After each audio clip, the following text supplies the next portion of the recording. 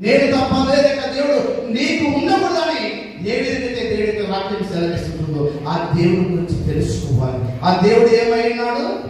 దీర్ఘశాంతం గలవాడు, కనికరం గలవాడు, దయ గలవాడు, దీర్ఘశాంతం గలవాడు, కృపా సత్యం చూపువాడు, అదేవిధంగా మహోపకారిగా ఉన్నాడు, అదేవిధంగా కరుణ సంపన్నుడై ఉన్నాడు, కృప చూపేవాడు ఉన్నాడు. పరిశుద్ధుడు పరిశుద్ధుడు పరిశుద్ధుడు అని నిత్యము దేవదూతలతో పొగడబడిన గొప్ప దేవుడు ఆయననే. నేను తప్ప వేరొక దేవుడు లేడని చెప్పాడు. నేను తప్ప వేరొక దేవుడు నీకు ఉండకూడదని ఏ విధంగా దేవుడికి వాక్యం సెలవిస్తుందో ఆ దేవుడి గురించి తెలుసుకోవాలి. ఆ దేవుడు ఏమైనాడు?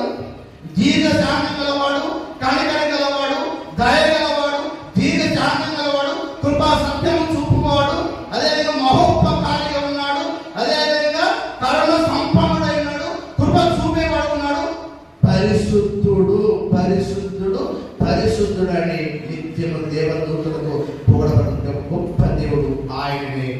నేను తప్ప వేరొక దేవుడు లేడని చెప్పాడు.